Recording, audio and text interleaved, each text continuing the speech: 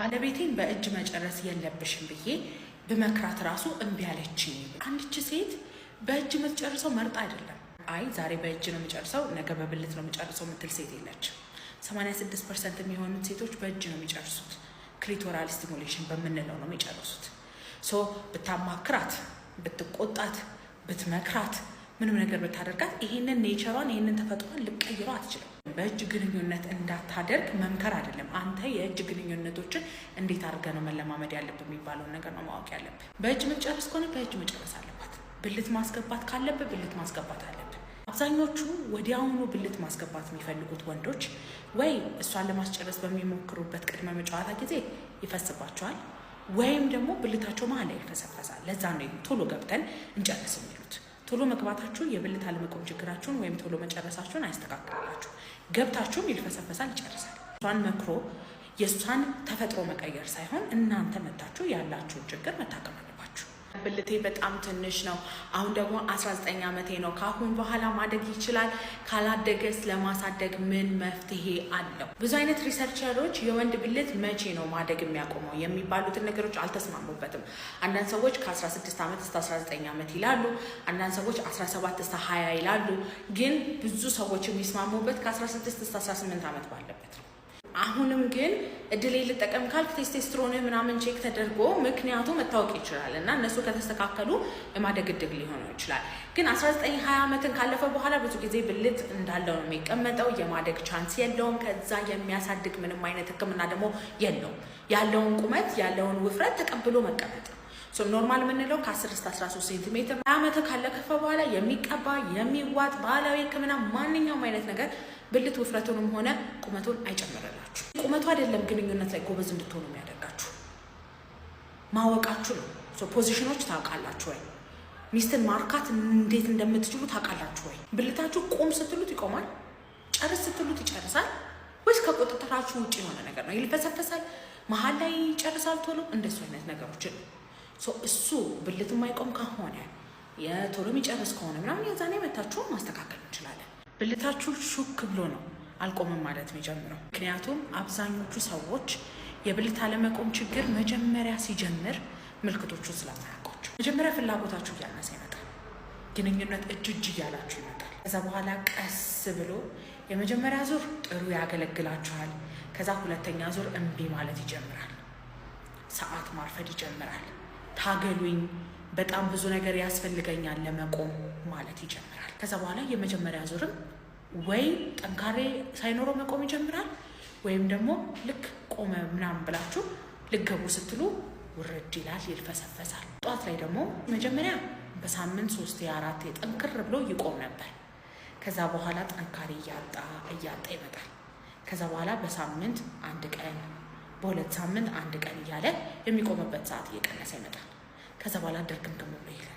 ገና ፕሮሰሱ ላይ ያለ ገና ድርግምግም ብሎ ሳይጠፋ በፊት ሕክምና መጀመር የሕክምናውን ሰክሰስ በጣም ከፍ ያደርገዋል። እነዚህ ምልክቶች እያያችሁ ከሆነ መታችሁ ተመርምራችሁ ሕክምና እናስጀምራችሁ።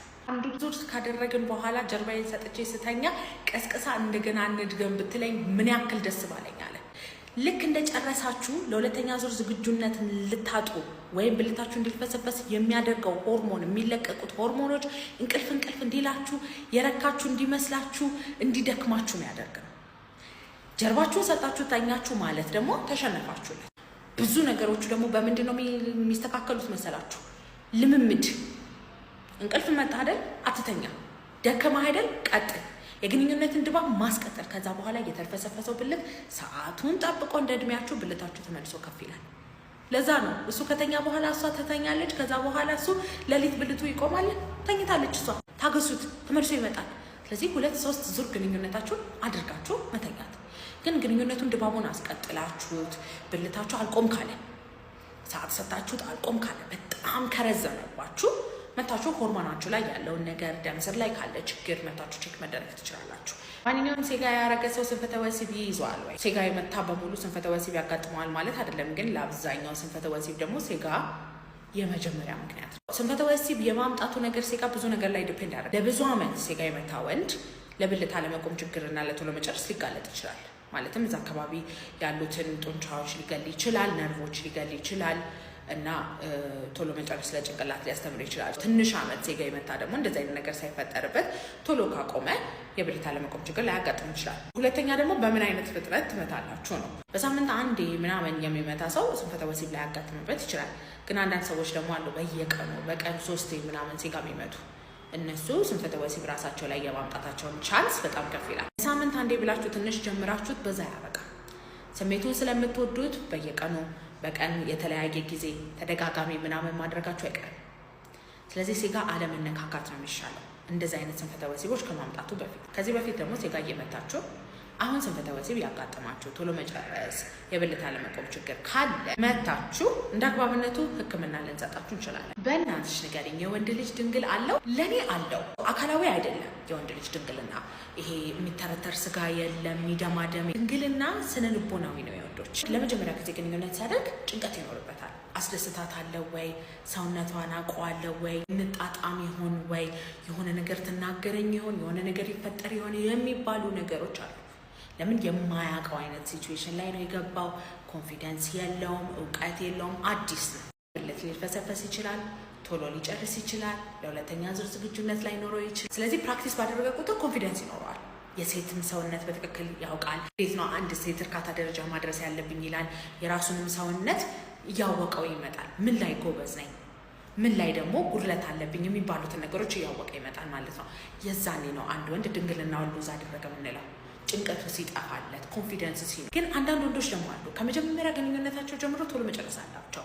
ብልታቸው ይልፈሰፈሳልና ቢደግሙ ፕራክቲስ ቢያደርጉም ያለው ለውጥ የለም። የዛኔ ቶሎ መጨረሱም የብልት አለመቆም ችግሩም አካላዊ የሆነ ነገር አለው።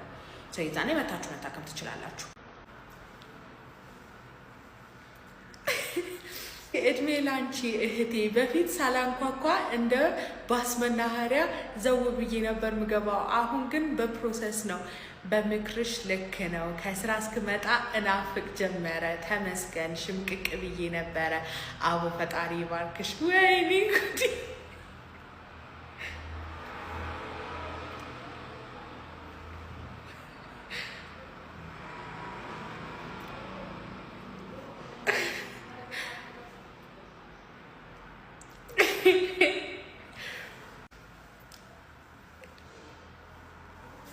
የደስታ አምባሮች።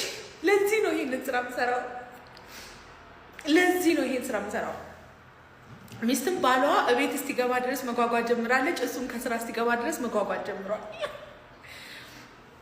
ለዚህ ነው ይሄን ስራ የምሰራው። ለዚህ ነው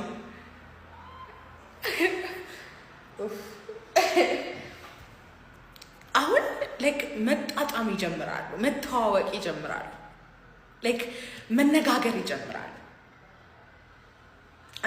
አንደርስታንድ እያደረጋችሁኝ ነው። አሁን ፈለጋችሁም አልፈለጋችሁም ግንኙነት ወሳኝ የሆነ ነገር ነው ትዳርን ለማስቀጠል። በተለይ ለወንዶች ያለሱ መኖር አይችሉም፣ ያስፈልጋቸዋል። እሱን ነገር ላስተካክል ነው ያልኩት። እሺ፣ ስለዚህ አሁን መታከም ከፈለጋችሁ በሬ ሁል ጊዜ ክፍት ነው። ማንም ይበላችሁ ማንም፣ እኔ ቤት መሳቀቅ የለ መሸማቀቅ የለ። ያለውን ነገር ከስር መሰረቱ ነቅለን እናወጣላችኋለን። ባዮ ላይ ባለው ስልክ ቁጥር ደውላችሁ ቀጠሮ አስይዛችሁ መምጣት ብቻ ነው የሚጠበቅባችሁ። ባይ ባይ።